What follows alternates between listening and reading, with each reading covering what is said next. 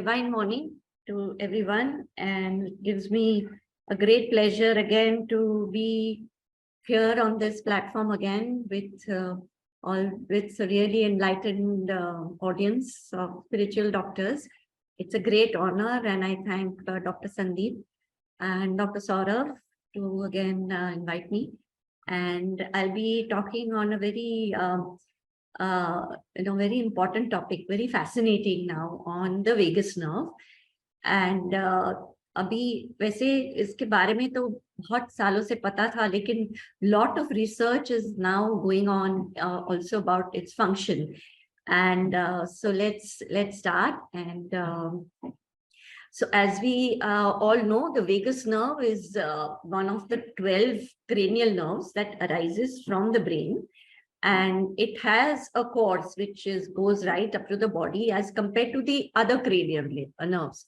And the importance of vagus nerve is that it is the epicenter of the mind-body connection, and it is really related to our well-being, our self-regulation, and homeostasis.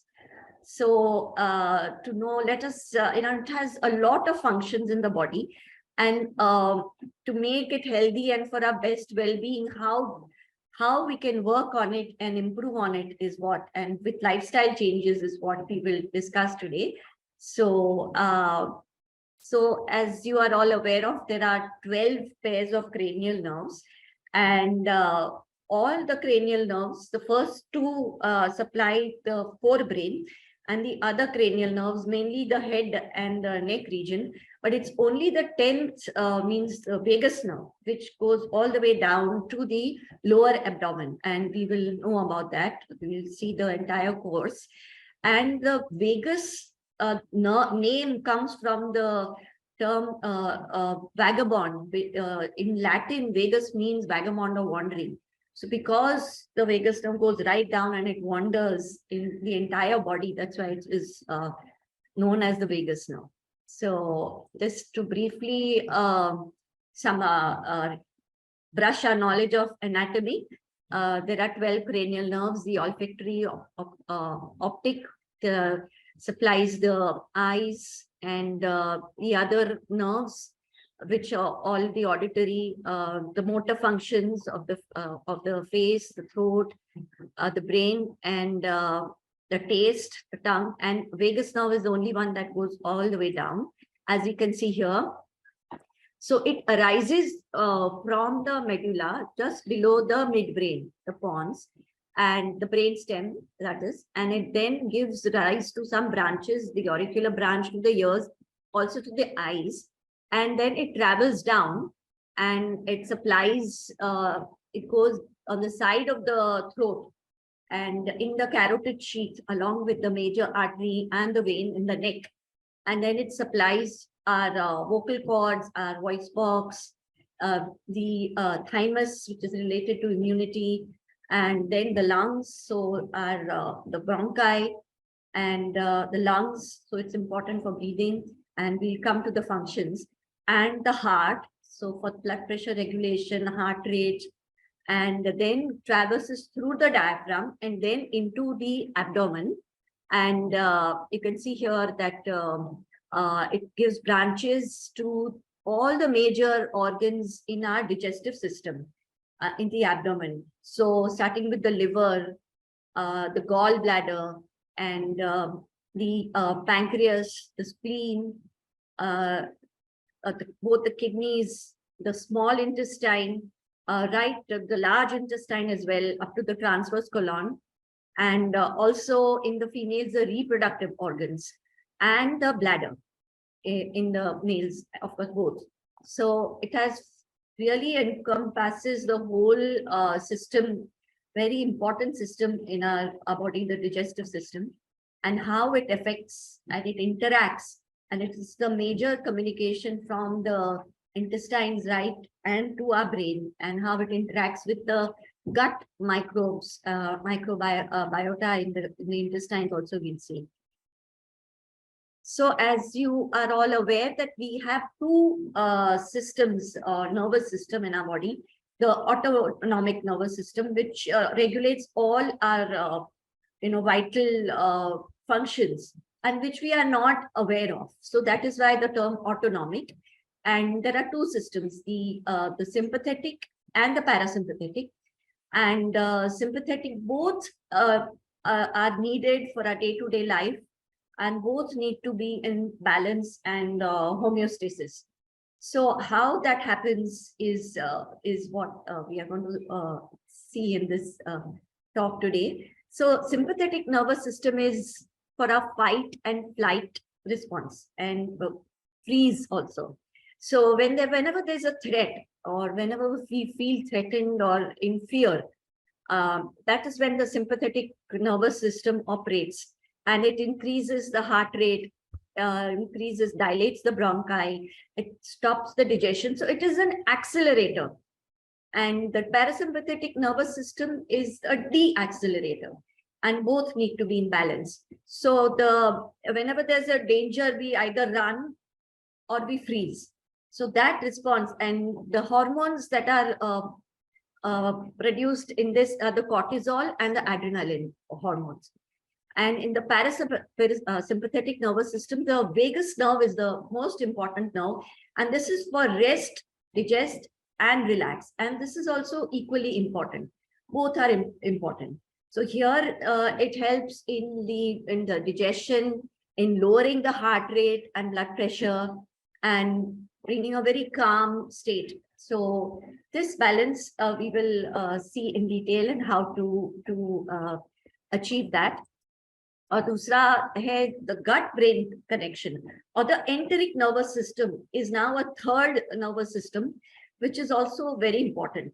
And there are so many nerves and nerve endings in our solar plexus, and this will really resembles the brain nervous system a lot. Ma'am, sorry to disturb you. Yes. Kindly do the presentation mode, ma'am. Kindly do the presentation mode. So the third nervous system is the enteric nervous system, and made up of trillions and billions of nerve cells also in the enteric nervous system. And that's why, as I said, it's called the second brain. And the solar plexus and also the vagus nerve connections with the solar plexus comes about. So the sympathetic nervous system comes from the spine, and then it supplies to the solar plexus, whereas the parasympathetic nervous system comes from the brain. So there is a real communication between the sympathetic, parasympathetic, and a lot of interaction via your hormones, neuroendocrines, neuropeptides, and most important via the vagus nerve. So let us see that. So the gut-brain connection, it has an effect on the gut microbiome metabolites. So there are so many genes of the microbes, more than almost 23 million genomes, and the human genome is about 20,000. So there are more genomes and genetic material of the microbiota which are in our gut. And this interaction has far-reaching implications, not only to our health, but also our emotional health. So it influences the motility, secretion, nutrient delivery, the microbial balance, and neurotransmitters, but also the stress and anxiety levels, our mood, and our behavior also. So the gut microbiota are the potential key modulators in the immune system and the nervous system. And so targeting the gut microbiota will really improve our emotional symptoms and also our health, and it has a lot of effect on depression and anxiety. So there is growing evidence that nutritional components such as probiotics, prebiotics, gluten, some medicines, some drugs, some antioxidative agents, and antibiotics, they have a great effect on the vagus nerve and its activity and its interaction with the various germs and the fungi and the yeast, and great population, very diverse in our gut, in our intestinal system. So there are now in humans, there are now some medicines available as psychobiotics, which are a class of probiotics. So probiotics are, again, they are colonies of certain helpful bacteria which can be introduced in our system that have an anti-inflammatory effect, and it might be also useful in patients with certain psychiatric disorders and depression, and because these have antidepressive and anxiolytic effects. So there is a lot of research going on in this, and we'll see this also. So a lot of research, as I said, is happened in rats so far up till now. So these the microorganisms that we have, they start from the birth, and then they can vary, and they are stable mainly in our adult life. And then they can, of course, change with our environment, our food, our nutrition, and our lifestyle changes. So they have used germ-free mouse for these experiments. And these microbiota can be affected by a lot of these conditions here, like diet, environment, whether how much pollution we are exposed to, certain antibiotics. Some of the antibiotics can destroy the very beneficial bacteria in our system, aging, then probiotics, exercise, and the mode of delivery. Vaginal delivery, there are better microbiota which the baby ingests, and of course stress.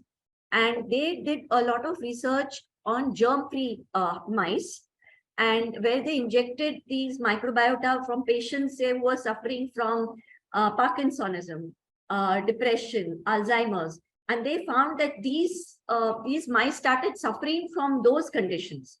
And when these mice, there was vagotomy done, when the vagus nerve was not present, then these symptoms did not happen. Same way when very beneficial bacteria like the lactobacillus bacteria was introduced in these rats, and so that helped in depression.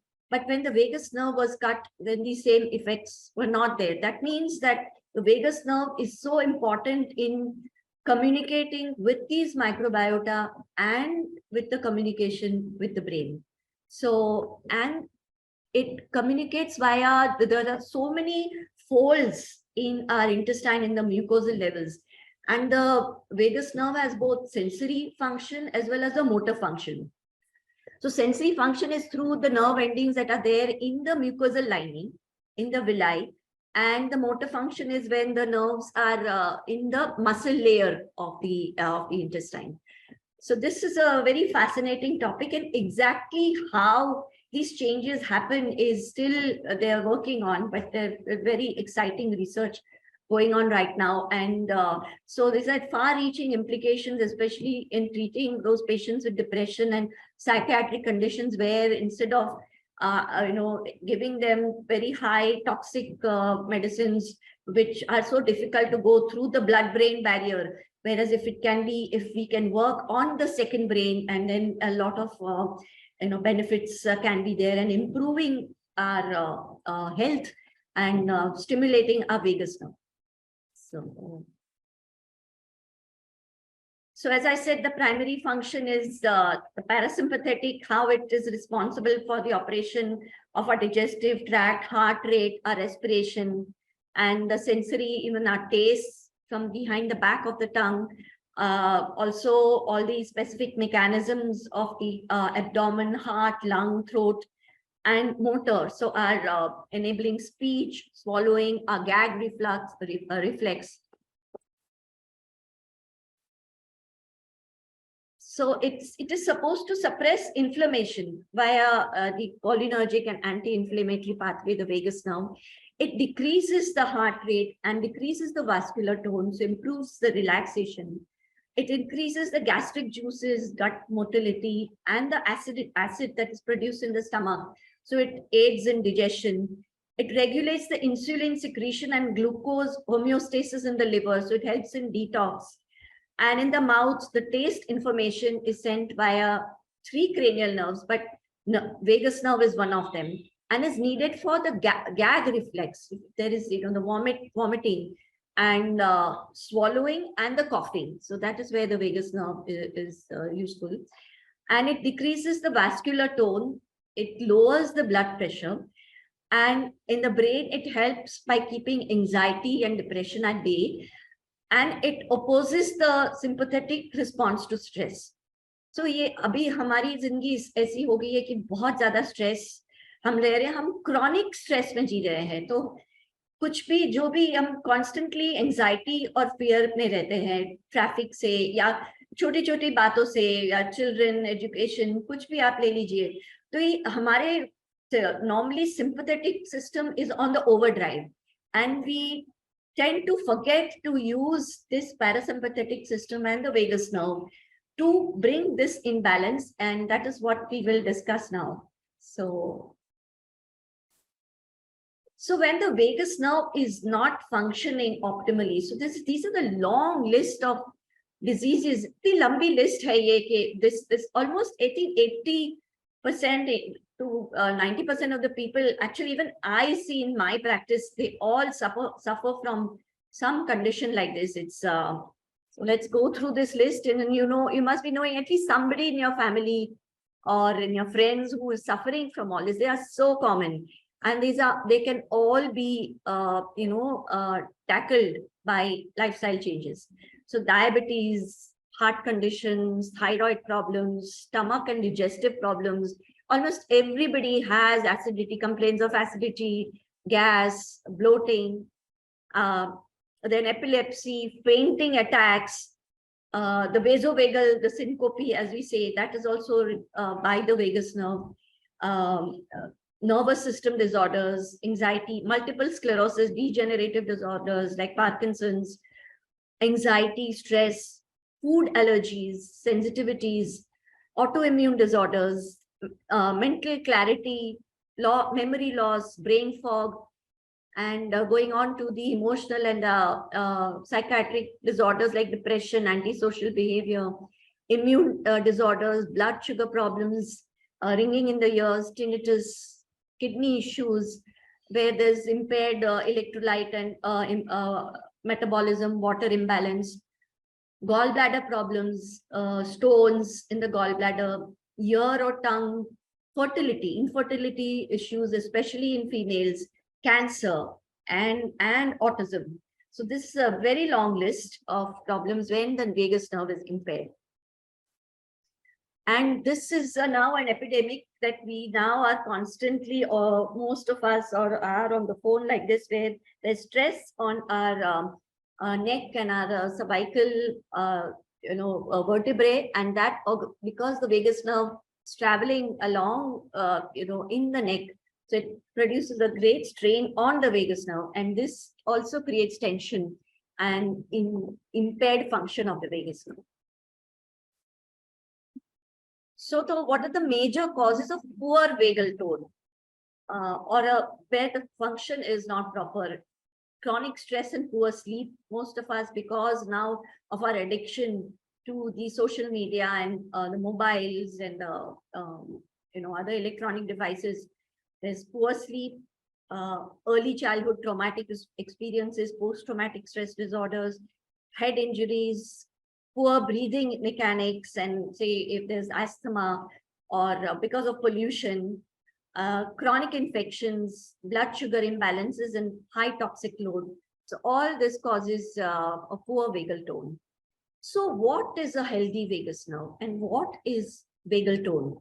So when your mind is calm and peaceful, you are in a positive mood, where there's digestion, good digestion, what you eat is digested properly, you have good regular bowel movements, there's no constipation, there's healthy pulse rate, and your blood pressure is in the normal range, your blood sugar levels are normal, your body weight is in the normal range, your speech is normal, your swallowing ability is normal. So all this means if you are, then you are in good health. So that is a healthy vagus nerve. So how do you test the vagus nerve and whether it's functioning optimally? So there are various tests. So एक तो pupillary constriction test है, when a light is shined into the eyes, the pupil should constrict for at least 10 seconds and then it dilates. So if it constricts and dilates in less than 10 seconds, or it does not constrict at all, then that is a sign of a poor vagal tone. And when you compare the heart rate and the breath rate, so normal heart rate is 60 to 100 beats per minute, and the normal breath rate is 12 to 20. So this is roughly a 5:1 ratio. So if this ratio is more, that means that means you have a poor vagal tone. And another test is heart rate variability. Means when you breathe in, there is acceleration of the heart rate, and then when you breathe out, there is deceleration. And more the gap between this means a healthier vagal tone, means it's flexible. And how soon you recover from exercise, how soon your heart rate comes back to normal after exercise, means also you have a healthy vagal tone. The earlier you recover from exercise, your heart rate comes to normal, higher is your vagal tone, or healthier is your vagus tone. Another is blood pressure. A normal blood pressure, which is between the systolic between 100 to 140, less than 140, and the diastolic, which is 70 to 90, which is either not very low and not very high. So that means also that you have a good vagal tone. And orthostatic hypotension means if you normally when you get up from a sitting to a standing position, the blood pressure correspondingly rises. So if it fails to rise very rapidly, and if you get dizziness and poor balance, you lose your balance, that means your vagal tone is poor.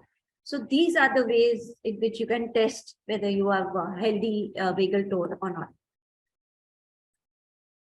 So how do we, what do we do to bring our vagus nerve, make it healthy, and to improve our vagal tone? So there are fortunately lots of things which you can do, like so working on the throat, the singing and chanting and humming is very important. So even if you feel you are not a good singer, but please go ahead and sing, even in the bathroom. This really stimulates the vagus nerve. It brings your mood up and increases your heart rate variability, and it's supposed to reduce morbidity and mortality. Also, you feel, very, very good. There's a well-being and a very improved quality of life. So go ahead and sing and don't bother about whether you sing off key or not. Exercise, of course, and is very good for your brain. For your cognitive faculties, mental health, gut flow, and things, because it stimulates the vagus nerve. So you can exercise either in the gym or outdoors is more beneficial, in nature and exposing yourself to sunlight. And the vagus nerve is also supposed to produce the hormones of well-being, feeling good, and like oxytocin, serotonin, dopamine, opiates. And even exercise is supposed to release these hormones. So both in combination, exercise is the key. And exposure to cold. So even if you are having a shower, in between up temperature को low करके आप थोड़े seconds के लिए cold shower लीजिए. That also stimulates your vagus nerve. Splashing cold water on your face is also supposed to increase your vagal tone. Yoga is extremely beneficial, and pranayam and breathing, which we'll talk about. Laughter, social interaction, and all group together singing. It's a great immunity boost, and it increases your heart rate variability, and the entire group will benefit. So all this should be done in a group as a group activity. So having great social circle and laughing, maybe joining a laughter club is extremely important. So deep breathing, breathing slowly and deeply, that activates your vagus nerve. So the key, breathing and exercise with breathing. So motility and breathing is the key to improve your vagal tone. And I cannot stress enough on yoga and pranayam to bring your parasympathetic nervous system in balance. And because हमारी अभी society इस तरह से है कि we are under constant stress, so this becomes absolutely mandatory to follow this to bring both sympathetic and parasympathetic as well as our enteric nervous system in balance. Gargling morning में आप जो whenever you brush your teeth, gargling is supposed to be also very important and improve the vagal tone. It stimulates the muscles of the palate, the soft palate, where vagus nerve, it supplies that, and it improves also the working and memory performance. And mindful meditation, thoughtful meditation, you can improve your mood by simply silently repeating positive phrases, affirmations, and with your friends and family. So all these are the tools that we have, which we can really work on, not difficult. Also include diet, omega-3 rich diet, includes lots of grains and nuts, and because they have high, those who are vegetarians and those who are non-vegetarians can eat fish, oily fish, sea cod, probiotics and probiotic rich diet, and what is now also known as prebiotic.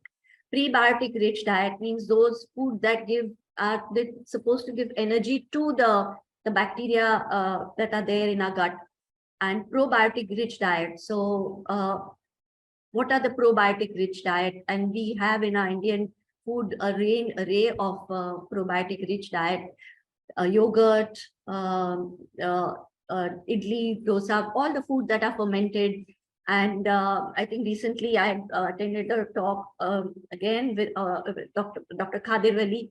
He spoke so much about millets and the fermented millets, which are so rich in probiotics, and they have such great effect on your mood, and also have on the anxiety, and so many depression, which are drug resistant, can this can work with that just by changing your diet. And there are lots of now food, kaffir, lime leaves are there, kombucha, some of the food that is prebiotic, like oats, barley, apples, some fruits, berries, they give energy to these microbiomes that are there in our system. The curd rice that the South Indians have every day, that is supposed to be very rich in probiotics. So these changes you can easily do in your diet and lifestyle. You just add fermented foods in your diet, and of course probiotics. But the synthetic probiotics that are available in the market, they they can skew the ratio imbalance in the gut microbiomes. So going by the natural way is definitely better. And social, again, hugging, going for massages, and intermittent fasting also is supposed to stimulate the vagus nerve. So we have lots of options, and I'm sure very easy to follow these to bring about a change. And I'm not a yoga teacher, but I practice yoga regularly, and so there's so many asanas that you can do and that stimulate the vagus. Almost all the asanas, like the very important is the cat cow, they say, pose is very important to stimulate the vagus nerve. The Surya Namaskars also, of course, and lots of the Trikonasana and Paschimottanasana, the Veerasana, Veerbhadrasana are some of them, and some of them are here, right here on the Konasana, Parvatasana. So yoga is extremely beneficial, and it's important to just take out maybe 15-20 minutes in a day to do some of the asanas, and that will really bring about great changes in your blood pressure, heart rate, and stimulate the vagus nerve. Pranayam is, and the longer the exhalation, easier it is to improve your vagal tone. So they say the easy way to hack your vagus nerve is by breathing and pranayam and a longer exhalation. So you can practice, either you breathe in 5 counts, whatever is your capacity, you breathe out to 7, or you can even do 1:2 if you can. If you breathe 5, you breathe out 10. And that is really supposed to kickstart your vagus nerve and stimulate it. Acupuncture, acupressure, working on your reflex zones, reflexology, hand reflexology, foot reflexology, and acupuncture, especially around the ear, there are points and meridians for anxiety and insomnia is very beneficial. And they found that those depression cases with depression which are not responding to any drugs, they can be helped. Those type of patients can be helped by putting a vagus nerve stimulator. It's like a pacemaker which is placed on the left side in the thoracic cavity, just under the skin, and that can electrically stimulate the vagus nerve. And when they mainly use this for epilepsy, drug resistant epilepsy, and Alzheimer's, Parkinson's. But they found this was helping with depression also. So of course, organically, and when you can do the other exercise and yoga, pranayama, if you can practice that and improve your vagal tone, is definitely much better for. But for those people who cannot do that, then there is an option of vagus nerve stimulation as well. And important, we talked about acupuncture, acupressure. What else can stimulate the vagus nerve? And that is sound healing. So as we saw that the vagus nerve arises from the medulla brainstem, and then it is so close to our eardrum, the tympanic membrane, and then it supplies your soft palate. So whatever vibrations, and your hearing is mainly to the vibrations of your tympanic membrane. So that that stimulates the auditory nerve, the olfactory nerve, and then you hear. But the vagus nerve also has an auditory branch. And so when you place the singing, or like either the singing bowls, the tuning forks, or the gongs, that has an effect, and your tympanic membrane vibrates, and that stimulates the vagus nerve. And it can be instantly calming, and it brings you from your activity brain wave. So they have actually done studies with EEG, and they've tracked your brain wave, which when you're active, it is beta wave, and then it goes down to alpha when you're relaxed, and then delta, theta. So that is when you're in that state, the healing it takes place, and which is opposite to the fight, flight, and the freeze response. So sound healing also can be used, and I practice sound healing, and with Tibetan singing bowls and gongs, and that is hugely beneficial, and to bring you in a very deeply calm and relaxed state, and which is very conducive to healing, and it helps in a lot of conditions and diseases. So to summarize, with a healthy vagus nerve, we feel relaxed, calm, centered. We are able to navigate life. There's a sense of trust. There's a feeling of empowerment, being in charge, not overwhelmed. So we cannot change our circumstances and whatever life throws at us. But definitely we have control over how we react and how we respond. And we do not react, but we respond to whatever situation and what life throws at us. So with a disengaged or inactive or impaired vagus nerve, one tends to be anxious, self-conscious. We experience a variety of a lot of psychosomatic conditions, stomach disorders, your heart rate. Heart rate is either very fast, anxiety, thyroid disorders, various other nerve disorders. So, but the good news is that it is under our control, and it helps us to deal with stress and stressful situations, because there is no control what life throws at you, but absolute control with how you react and respond. And so I thank in deep gratitude with all my teachers, my mentors, and of course, life and life situations is also a great teacher. So if you take everything as a learning, I'm sure you can stimulate your vagus nerve and make it more flexible and resilient. So it's very important. Jo bhi situation life mein aaye, you face it. You are resilient. And during Corona times, I cannot overemphasize how much important it was to bring our immune system and our resilience back, and so that we could bounce back and we experience perfect health. So vagus nerve is very, very important, and we must focus, and we know now the tools, how to balance the parasympathetic nervous system, and we must utilize it and to bring it to its optimum capability. So we are the best version of ourselves, and we function to the best of our ability and use all the potential that we have. So thank you very much, and I'd be happy to answer questions.